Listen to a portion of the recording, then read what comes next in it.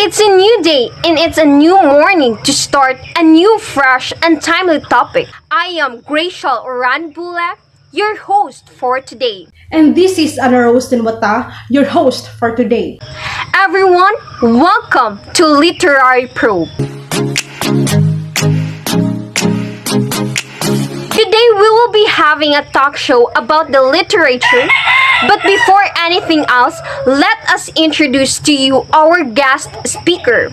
Our first guest speaker she is a 2022 Nobel Prize awardee because of her books Lala Move and The Promise of JNT. She is also a multi-awarded actress from ABS-CBN, the Magandang Sampid of the Ermita family. Help us welcome Davila Mary Rose Berlaza.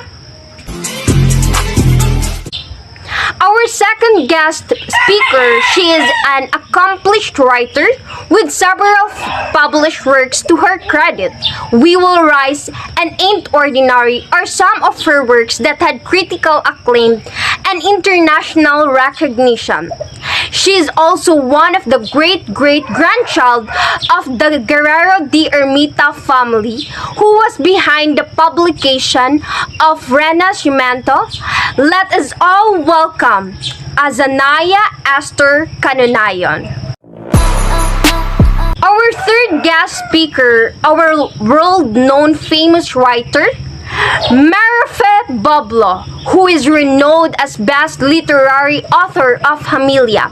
She is working towards connecting young minds to strive towards success and achievement. We are grateful to her for accepting our invitation and becoming our guest for today. Once again, Marife Boblo.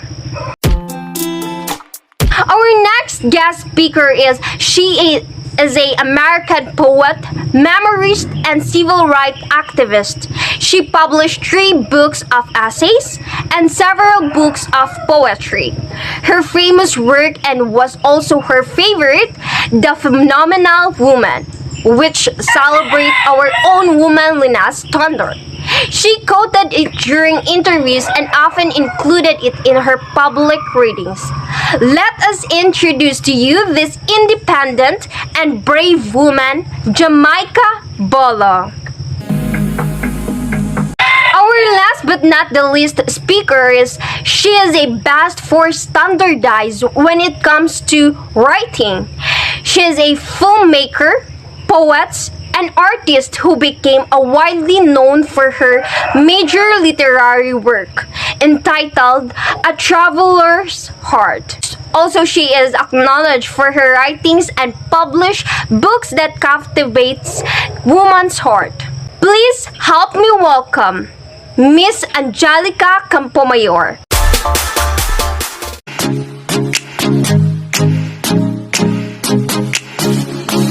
I would like to ask the 2 guest speakers with the respective literature, which is El Runassimiento.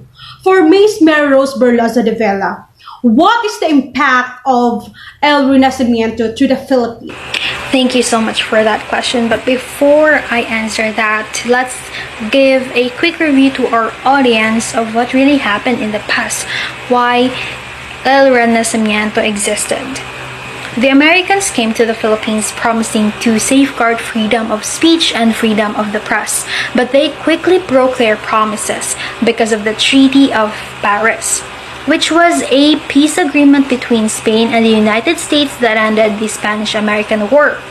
Under the treaty, Cuba gained independence from Spain and the United States gained possession of the Philippines, Puerto Rico, and Guam.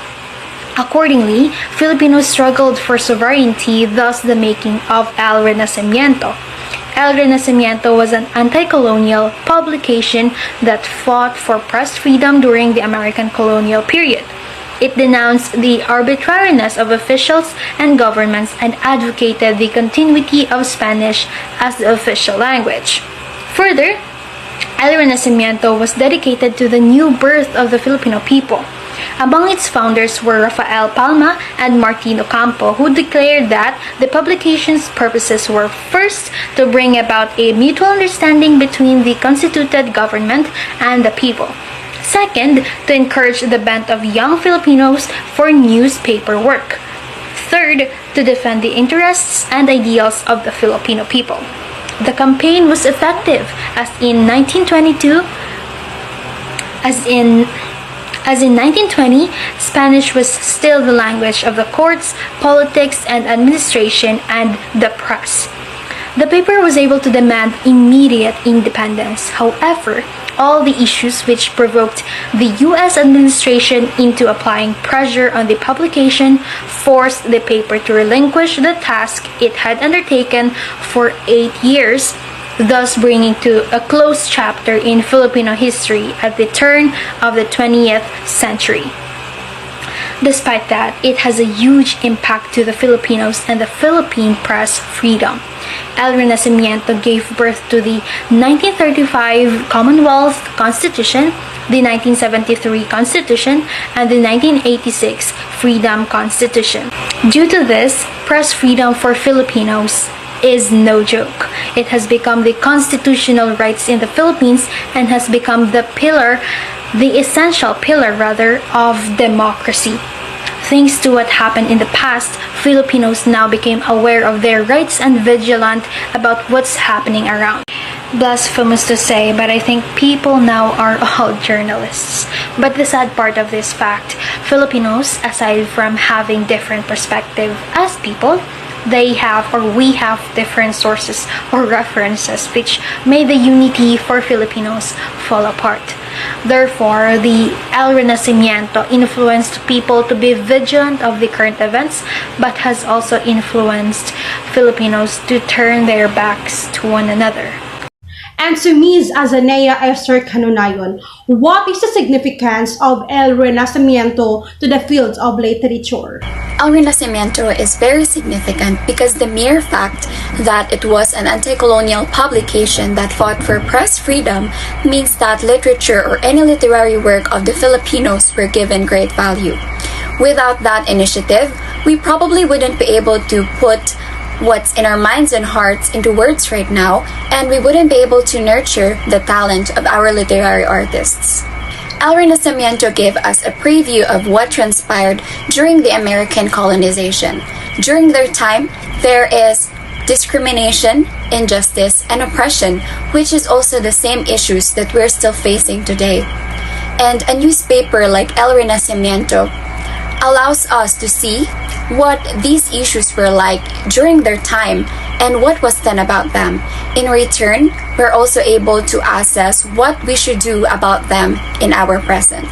That is the significance of El Renacimiento. And now I will ask the three guest speakers with the respective literature, which is A Mother and Air Castle by Juan F. Salazar. I would like to ask Ms. Campomayor, what was the importance of that literary work to the Filipino? The importance of literary works of Juan Salazar made us Filipino realize the reality in life. It makes us stronger in every aspect of life, just like the two literary works of Juan Salazar entitled My Mother and Air Castles. The poem wants to make people realize that ambition is not easy to achieve, as you can always experience rejection. Rejection has not always been the reason to quit. It must be always the inspiration to continue and trying again your ambition in life until you achieve it. In the last stanza of the poem, Air Castle, the speaker points out the reality behind the saying, try and try until you succeed. A person should not give up on something, because if he or she does, or he or she will never achieve what she wants to be. The ambition gives us a motivation to pursue my ambition without hesitation and negative thoughts in my mind that can let me think I can't achieve it. Not only in having an ambition and achieving it, but also loving what you are doing, because loving what you are doing is the only key to achieve your ambition and making it in reality. To Miss Jamaica Bolo. From the poem A Mother, what stanza would you able to reflect on? So hi everyone. Before I will answer the question thrown by our beautiful host, I will just thanks all of you for inviting me here in this wonderful night, and I really appreciate it. So now let's go to the question. So from the poem A Mother by Juan Salazar, which is my friend, what stanza would I able to reflect it from myself? So okay, let me think. Oh, yeah. The my favorite stanza in this poem, which is a mother, I will just read it to you. So that is, I was often wayward and careless, but she lost me just the same. And when I was cruel and heartless, her heart condoned in shame. My mother, my beautiful mother, thank God for your life sublime. And you have taught us sister and brother the neighbors of time. Alright, so one fact about this poem. Actually, this poem really hard to understand at the first sight, but if you really read it and seek for the meaning of each sentence, you can realize that this poem connects to the reality of life. And one thing that we can appreciate about this poem is love. Love from our mother. I know in myself that when I am pain and sickness made me cry, the one who gazed upon my heavy eye and wept all of my fears is my mother. So this stanza really hits me hard. There are many times that I disappointed my mother, but still I always found her love for me. It's just always the same. She really loves me the same, even though like I disappointed her in many ways. And I believe in the saying that we are born of love.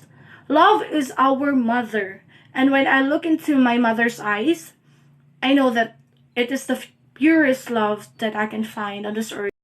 To Miss Merafe Boblo, what did you realize about the poem Air Castle? The realizations in this poem I had is every achievements are well claimed if we achieve it with honor and pride by claiming an achievement that has been a product of your own perseverance. But some dreams are not easy to achieve, and it could be placed in a castle made of air, which entitled Air Castle. We wanted to experience a life with pride to whatever we do. The poem tells us that we should not forget to show weaknesses, and failures should not be the reason to give up. The title Air Castle symbolizes that dreams can be the air, so wide and limitless, in a castle because dreams are beautiful in each dreamer's hearts. The author gives us a message that we should keep on dreaming. Our dreams are a good source of strength to do better in life. They are limitless and wide. Dreams are not just for kids, and they are for all of us. Dreams like you have never made one before. Dream like a kid who does not know limits, because dreams can be placed in an air castle. In conclusion, the literature of Teodoro M. Cala, which is El Renacimiento, was formed on September 3, 1901 in response to the signing of the Treaty of Paris, which put an end to the Philippines' war for independence. The papers was openly critical of the United States colonial regime and policies. After publishing an editorial about corruption in the colonial government, the daily was forced to close owing to official pressure. Next is the literature of Juan F. Salazar, which is A Mother and Air Castle. First, a mother. Whether or not you reciprocate our mother's affection, they will still adore and cherish us. They offer themselves to relieve our struggle in times of adversity and rock bottom. The air castle. The term air castle alludes to the fact that dreams can exist in such vast and endless pieces in the air, as well as the fact that dreams are lovely in its dreamers. That's the end of our literary probe. Once again, I am Gracial Oranbule, And I am Anna Rosenwata. your host for today. Thank you and keep safe.